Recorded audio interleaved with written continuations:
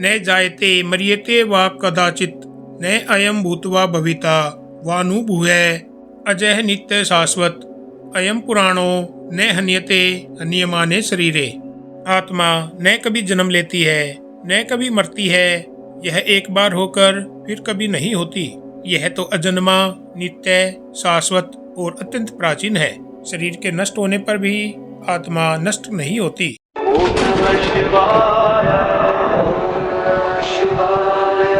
मेरे सनातनी भाइयों और बहनों, आप सबको मेरा नमस्कार। हम श्रीमद् भगवद गीता के श्लोक दर श्लोक का अध्ययन कर रहे हैं और आज का श्लोक दूसरे अध्याय का 20वां श्लोक है, जहाँ कृष्ण अर्जुन के जीवन का सबसे बड़ा भ्रम तोड़ते हैं।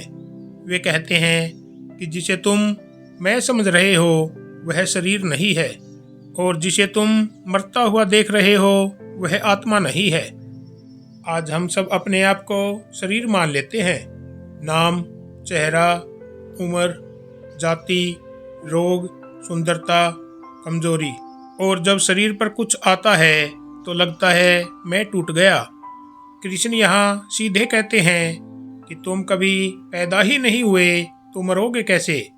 यह सुनने में अजीब लगता है, लेकिन जरा सोचो, जब तुम बच्चे थे तब भी तुम थे, युवा हुए तब भी तुम थे, आज हो तब भी तुम हो। शरीर बदला, विचार बदले, पर मैं की अनुभूति कभी नहीं बदली। वही मैं आत्मा है। शरीर एक वस्त्र की तरह है, पुराना फटता है, नया पहन लिया जाता है, लेकिन पहनने वाला कभी नहीं मरता।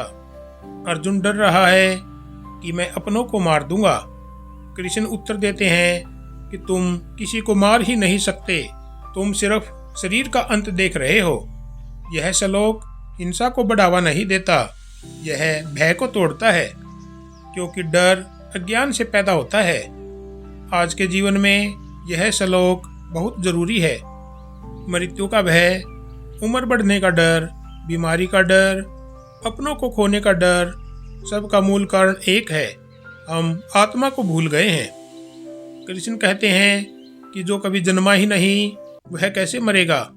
जब यह समझ जीवन में उतरती है तो व्यक्ति अधिक शांत होता है, अधिक साहसी होता है, निर्णय में स्थिर होता है और कर्म से भागता नहीं।